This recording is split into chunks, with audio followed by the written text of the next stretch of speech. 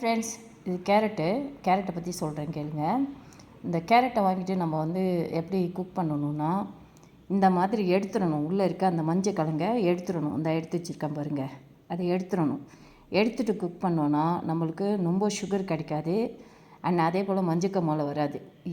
இந்த மாதிரி எடுத்துடணும். இந்த இதை எடுத்துகிட்டு அதுக்கப்புறம் நம்ம வந்து இந்த கேரட்டை நம்ம வந்து சூஸ் பண்ணலாம். இந்த மாதிரி ஸ்மால் பீஸாக கட் பண்ணி சூஸ் பண்ணி தென் வந்து நம்ம சாப்பிட்லாம். ஸோ கண்ணுக்கு ரொம்ப நல்லது, நல்ல ரத்தம் ஊறும், நல்ல கலர் கொடுக்கும். ஸோ நீங்கள் வந்து இந்த மாதிரி ஜூஸாகவும் சாப்பிட்லாம், இல்லை இந்த மாதிரி பச்சையாக ஸ்மால் பீஸாக கட் பண்ணிவிட்டு உள்ளே இருக்க மஞ்சள் கிழங்கு எடுத்துகிட்டு நீங்கள் சாப்பிட்லாம். ஸோ இது வந்து சுகர் பேஷண்ட்டு சாப்பிடும்போது கண்டிப்பாக அந்த மஞ்சள் கிழங்கை எடுத்துருங்க.